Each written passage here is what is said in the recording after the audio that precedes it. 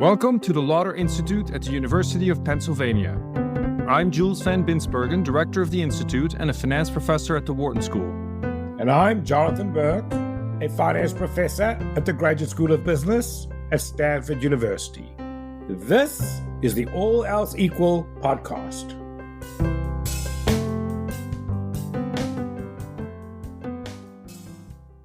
Welcome back, everybody. Today, we're going to talk about Donald Trump's communication style. As economists, Jules and I are fully aware of the idea of a mixed strategy, which we think is a wonderful example of an all else equal point, which is in order to keep your opponent guessing about your strategy, you have to randomize. And this is a very important tool in negotiation. And those of you who played poker know that's the essence of the poker face and the bluffing strategy.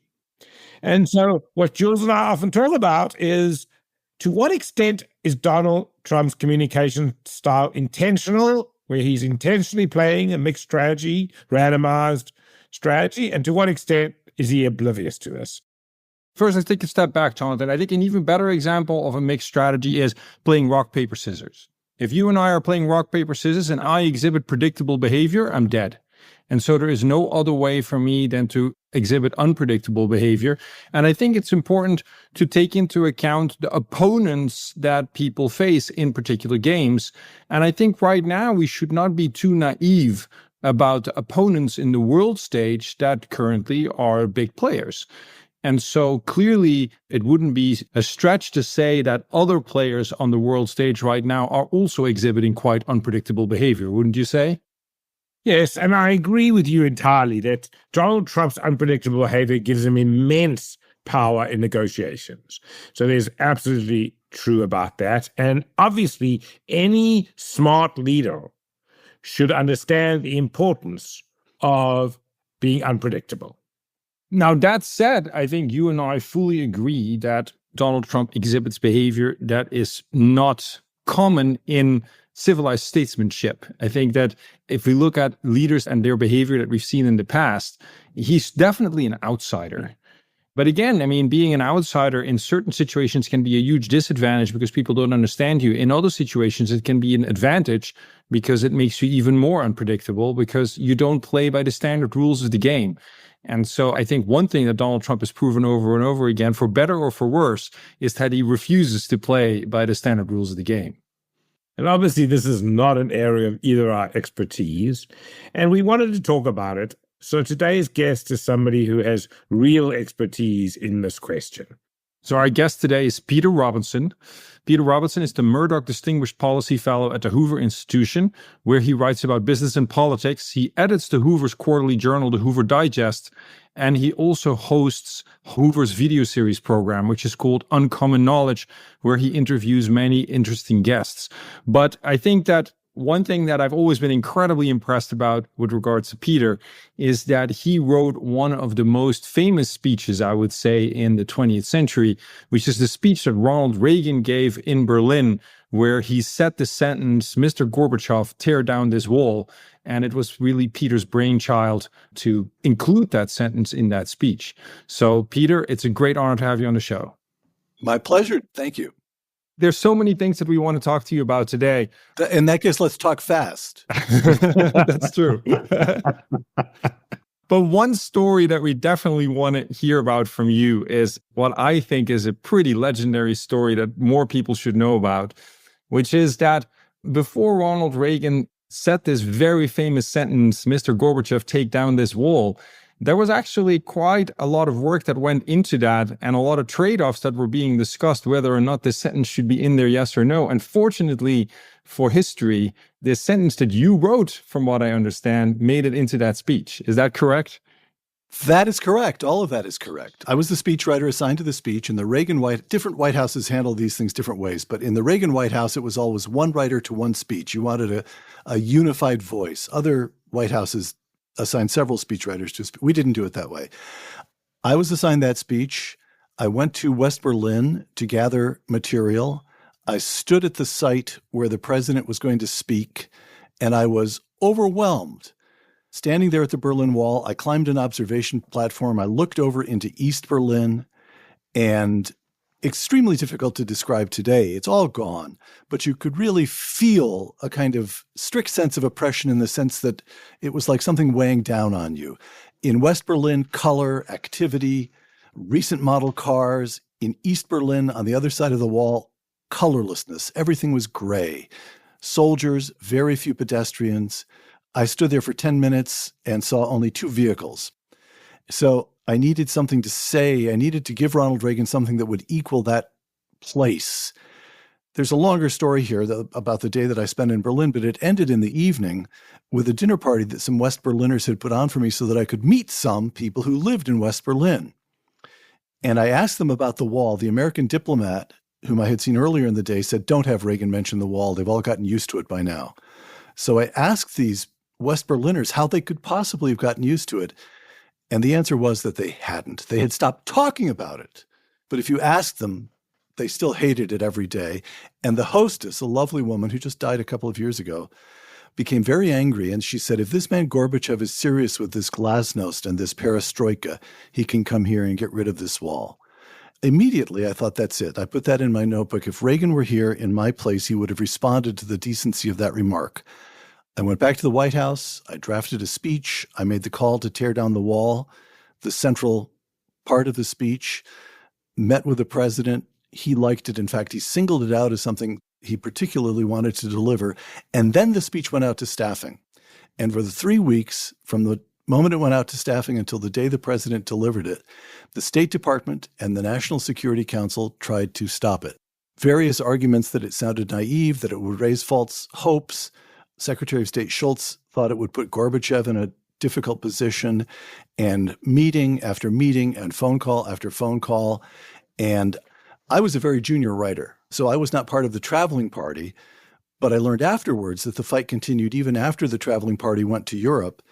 And as late as that very morning, the morning of the day the president was to deliver the speech, the State Department faxed to Air Force One yet another. I counted 7 alternative drafts that they submitted, each on a different pretext, but all of them omitting the call to tear down the wall. And in the limousine, on the way to deliver the speech, the president told Ken Duberstein, who was then the deputy chief of staff, he said he was going to deliver it as written. And then the president, he slapped Duberstein on the knee and said, the boys at State are going to kill me for this, but it's the right thing to do. And so that was how that speech got delivered. It was Ronald Reagan. Amazing. Peter, that's a wonderful story. It's also a wonderful window into Ronald Reagan and his leadership.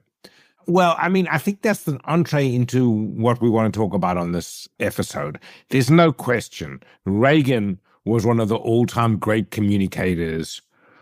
How do you contrast that style of communication to Donald Trump's communication style? And let me put this in context. Obviously, Donald Trump has adopted many of the Reagan communication styles. Certainly, let's make America great again was Reagan's mantra. Certainly, Donald Trump has adopted that. And Donald Trump sees himself as this new leader leading America out of a quagmire. And to some extent, that was how Ronald Reagan portrayed himself as well. So how do you contrast these leadership styles? They are, in central respects, very similar, but in every possible way, opposites. I think both of those things are true, and let me just sort of tick you through the items. I love it.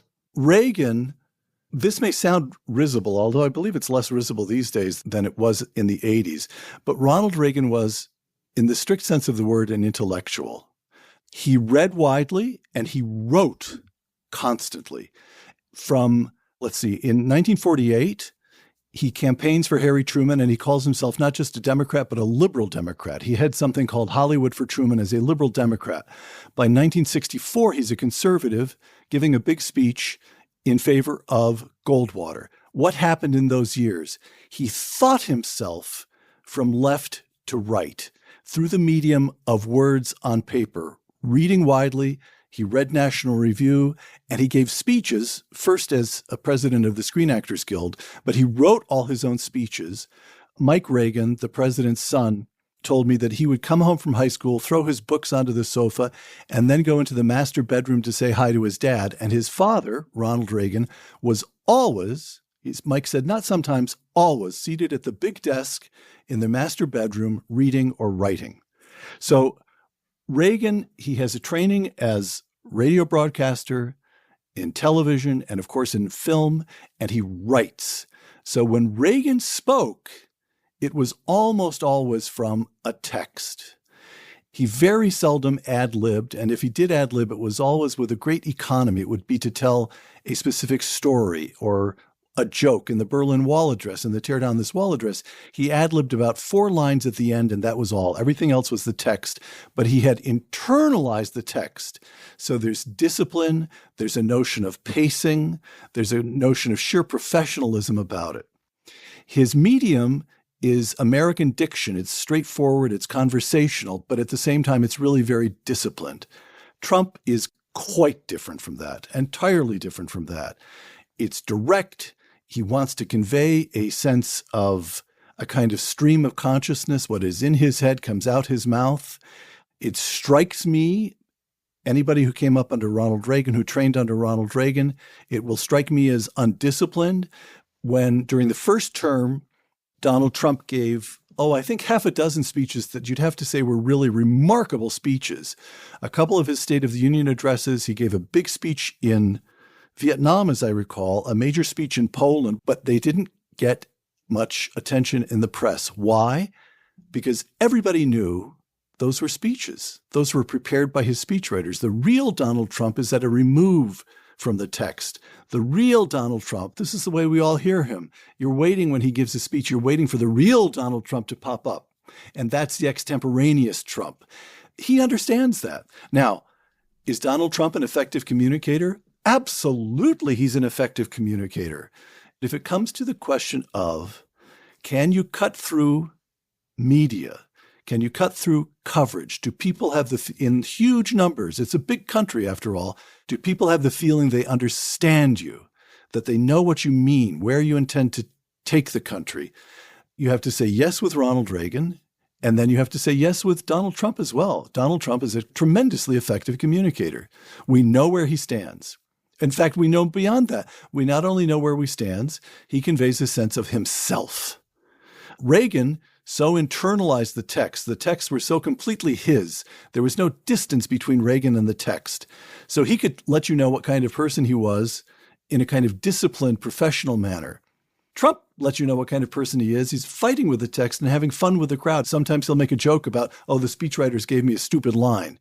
He'll make a joke about his text. The whole crowd is in on the joke. The text is one thing and Trump is something different. But they're both effective. Reagan was and Trump is effective, in my judgment. So if you think back about that period, right? I mean, the way we look back on Ronald Reagan now, I think is very different from the way he was being portrayed at the time, also in the international press, for example. I grew up in Europe in the 80s, and I can only remember hearing negative things about Ronald Reagan all the time. Whereas now, there's a very different reinterpretation of what happened at that time and the way that we're talking about him. Do you think that something similar would happen with Donald Trump, that the way that we talk about Donald Trump in 20 years from now is going to be very different from the way it's currently being presented? Or do you think that's unlikely? Well, may I return once again to the Tear Down This Wall speech? When Ronald Reagan delivered that speech on June 12th, 1987, it got some press for a couple days, and that was pretty much it. And then, 2 years and some months later, the Berlin Wall fell. And suddenly, the speech sounded prophetic. The speech predicted something that did happen. This is to put it crudely, but that speech is remembered because it got something right. Ronald Reagan is remembered fondly now because he won the Cold War. I mean, more than that, if you think of what happened in 1979, the Soviets invaded Afghanistan. It was the largest land operation anywhere outside China since the Second World War. Lots of tanks and troops go into Afghanistan. And the Iranians, the United States seemed so weak, so much in retreat, that the Iranians took Americans hostage and held them for more than a year. The economy was stagnant. Jimmy Carter in 1979 gave the famous Malaise speech in which he talked about a loss of national spirit. 1 decade later, 1989, the American economy is expanding. A technological revolution has taken place. American morale has been restored.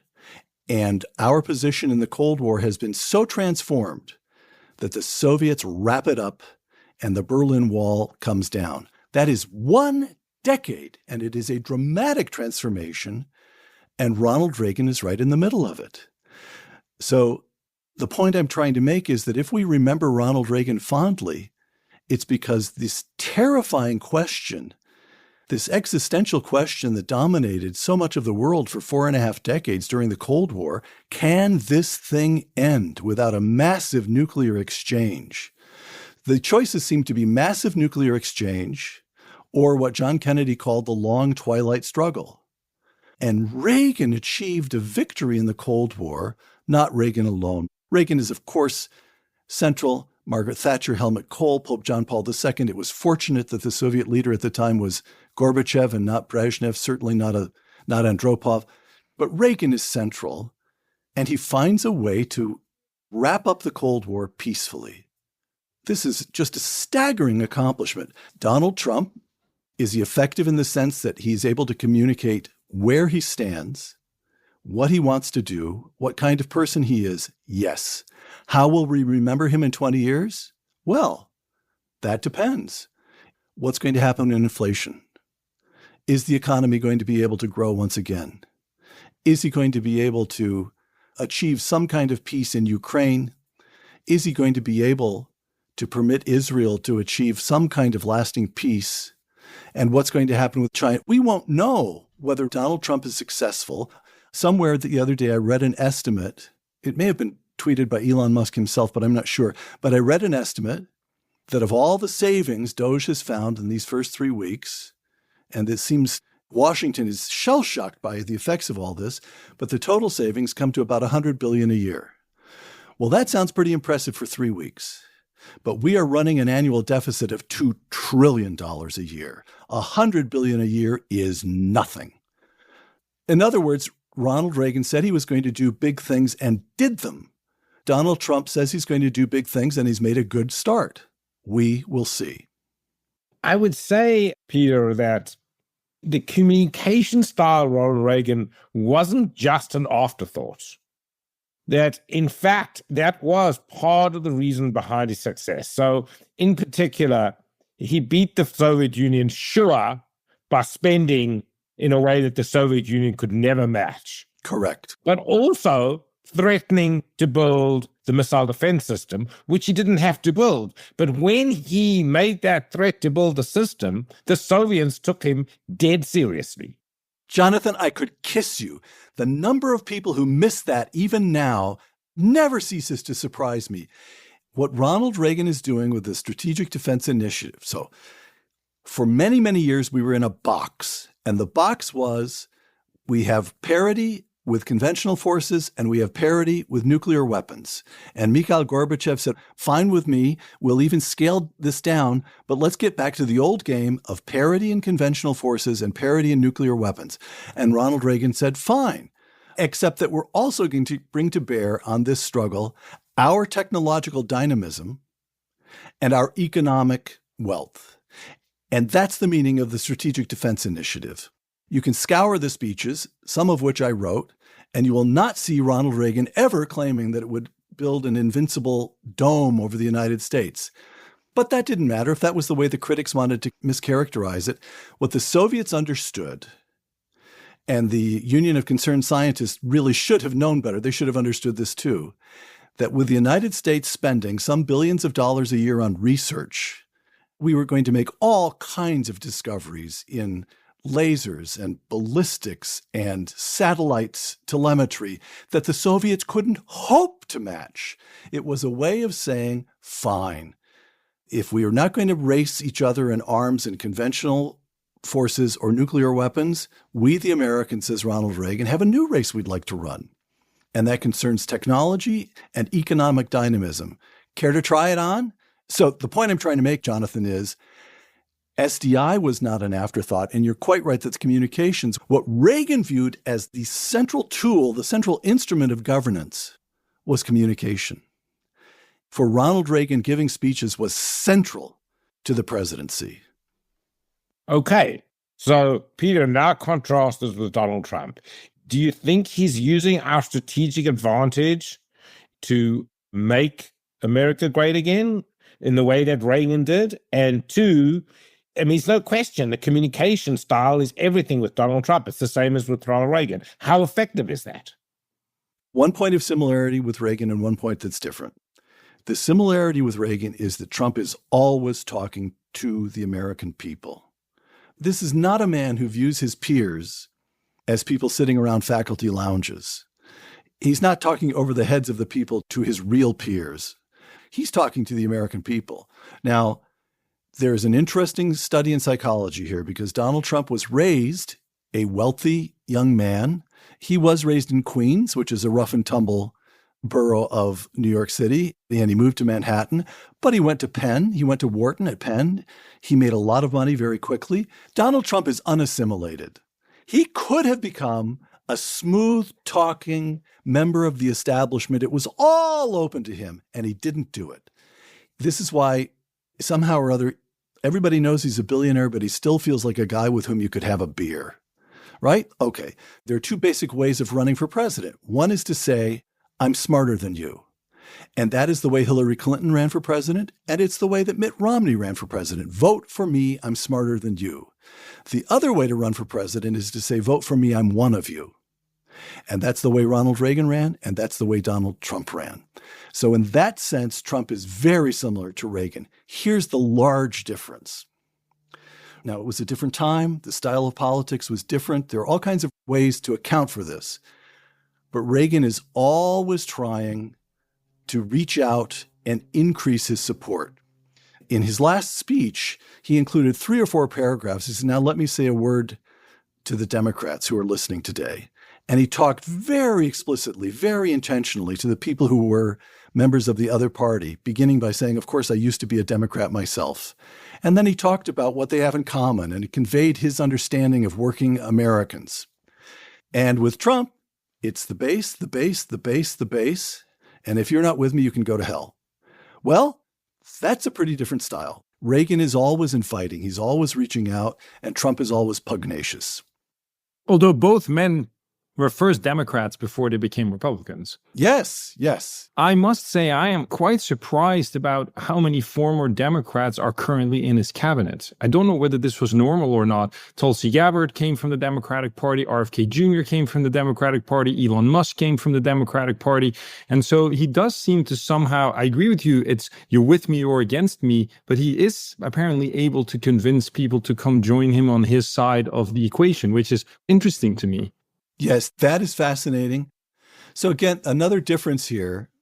I want to be extremely careful to avoid, I loved Ronald Reagan. Reagan was the great hero, and Trump will never be. The times are so different that we have to try to understand the difference, not just between the two men, but between the times. So Reagan comes along at the end of something. By the time Ronald Reagan is elected in 1980, the Cold War has been going on for a long time. People have been writing about it and thinking about it for a long time. Reagan believed he knew what to do. Ronald Reagan himself had been thinking about it for a long time. Trump is coming along. We all feel this. It's very difficult to identify. But Trump is coming along at the beginning of something. We all feel that something new is happening here. Our adversary is China. They're communists, but they're not communists in the same way as the Soviets. The Soviets never produced anything anybody wanted to buy except oil. The Chinese are central to our own economy. That's different. The technology is different. AI, nobody understands what AI is or what it's going to mean, but everybody feels that it's big. And so what Trump did, I can't think of any parallel for this in the Reagan administration, but bringing along the tech bros, Elon Musk. 8 years ago when Donald Trump was elected, the only figure in Silicon Valley who was with him is Peter Thiel. Now all the cool kids are with Trump. And Trump, to me, an absolutely brilliant move because there's a lot about Trump, his age, his attitude, the way he speaks, if you look at Donald Trump, you could almost believe that he wants to take us back to about 1955, that really what he wants to do is have Detroit manufacturing cars with big fins and a lot of chrome again, right?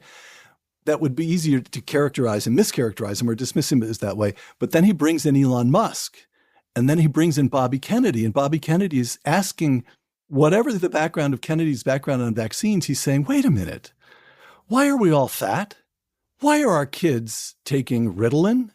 What is going on in this? And you know what? That's a really fascinating question. There's a kind of openness to the future. Let's ask basic questions again. I'm not aware of any parallel with that with Reagan, because Reagan was coming in at the end of something.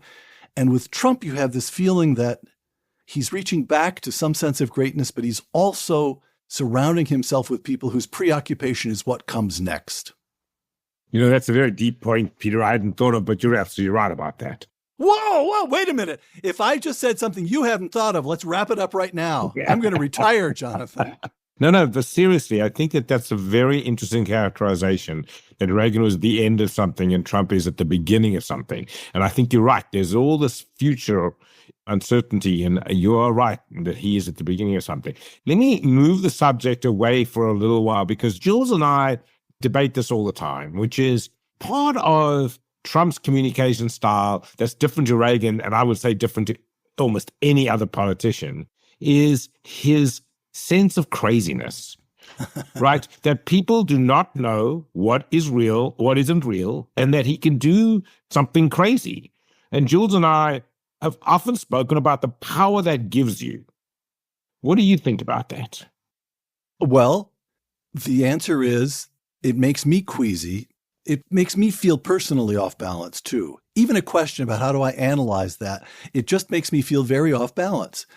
And if you say, what is the power in that? And say, well, wait a minute. It took, 72 hours after he was inaugurated?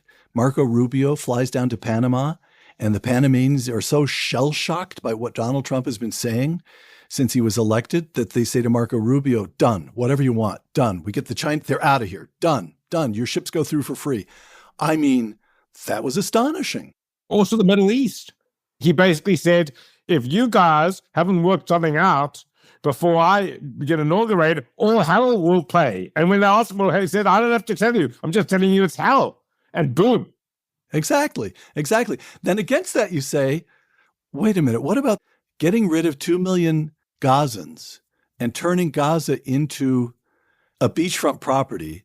Now, that really is crazy. Where do you put the 2 million Gazans? The king of Jordan does not want them.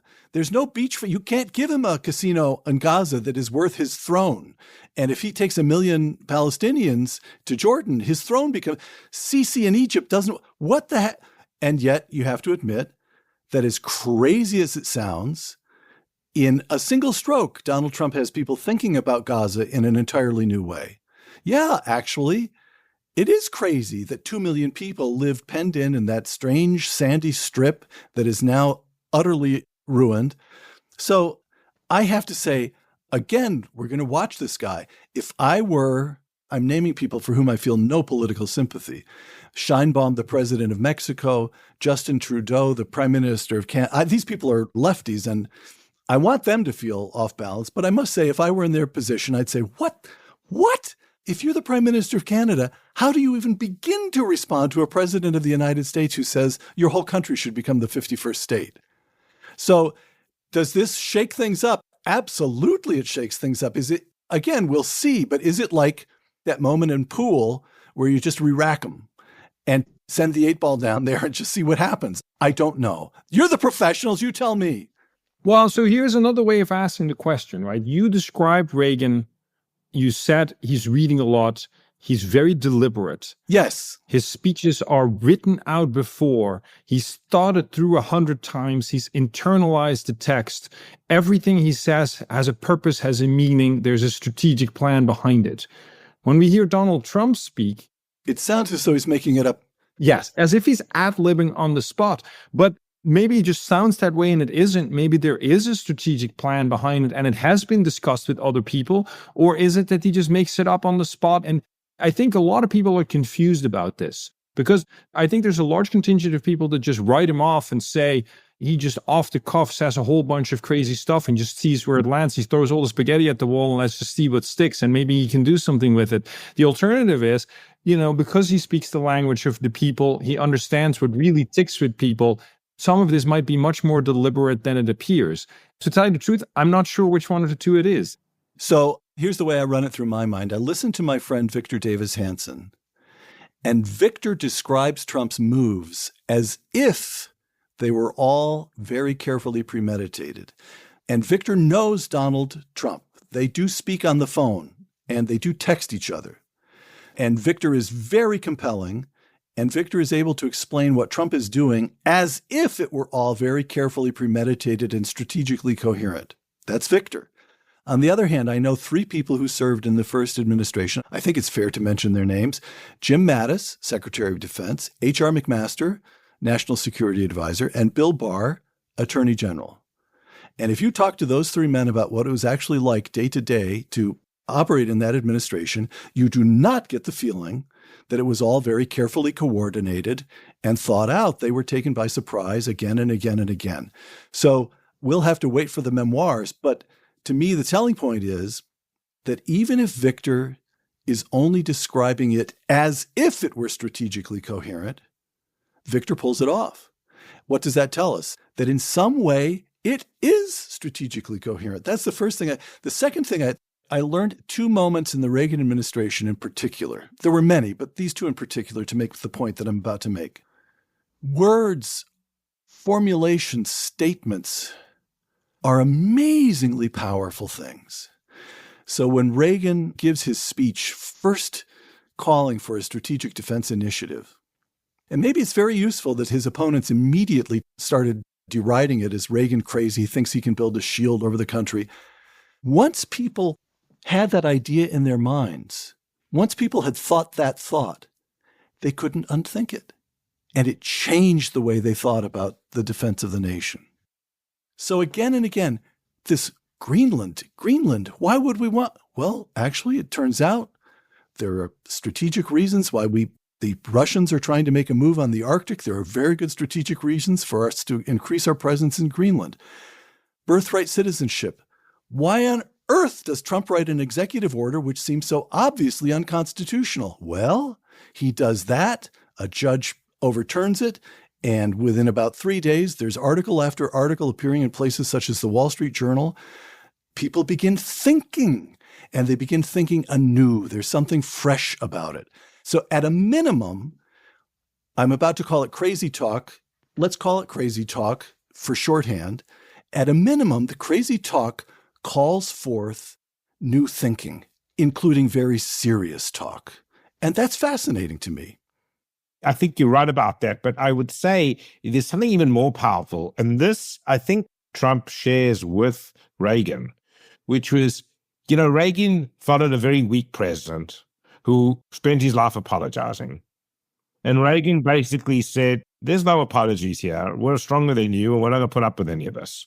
And in many ways, Trump is the same way. He followed a weak president. Yes. And he's like, no, we're not putting up with any of this. We're going to do it my way. And if you don't like it, go find somebody else to be allied with. And there's a lot of power, especially in the case of Donald Trump, because he says all these crazy things. Your adversaries don't know what you really mean and what you don't mean. And that leaves you in a position of tremendously powerful because they don't want to mess with you. That's exactly right. And of course, let's not overlook that Reagan engages in a big defense buildup. It's not just words and diplomacy. It's words, diplomacy, and a 600-ship Navy. Let's not forget that as well. There is substance behind his words. Likewise, again, it's too early to see quite what's happening with Trump and defense and so forth. But again, though, the Doge boys include young technologists who know a huge amount about this entirely new sector, which you guys see as business school instructors, which is defense tech. Oh my goodness, things are happening. Yeah, Palantir. Investment is taking place, Palantir, Anduril. There are half a dozen defense tech startups down in Austin. This is a new world. And Trump is open to it. Well, Peter, I have to say, I keep thinking, I'm going to be honest with you. Don't be honest with me, Jonathan. When you say that, it makes me nervous. I'll be honest with the audience. I today think that Ronald Reagan was perhaps the greatest president of the century. And I mean that. I actually think he was the greatest president. He saved America. Well, while at the time I thought he was terrible. Oh, did you really? I voted against him every time and thought he was a horrendous president. And, I'm sitting here thinking, could that happen with Donald Trump? As I say, maybe in 20 years, I'm going to find out how wrong I am. Well, yes. By the way, I have a friend. My friend Rob Long met Reagan after Reagan was president, before the Alzheimer's took him up, and met him down in Los Angeles. And Rob said he was so sort of nervous to be in Reagan's presence that he blurted out the most embarrassing thing he could have said, which was, "Oh, Mr. President, I'm so sorry. I voted against you in 1984. I voted for Mondale." And Reagan shook his head and said, "Well, you were one of the few." Oh, my God. What a line. Thank you so much, Peter. This was such a great conversation. Thank you so much, Peter. Oh, no, my pleasure. My pleasure. Thanks a lot. Thanks for listening to All Else Equal podcast. Please leave us a review at Apple Podcasts. We love to hear from our listeners. And be sure to catch our next episode by subscribing or following the show wherever you listen to your podcasts. For more information and episodes, visit alelseequalpodcast.com or follow us on LinkedIn. The All Else Equal podcast is a joint production of the Lauder Institute at the University of Pennsylvania and the Graduate School of Business at Stanford University, and is produced by University FM.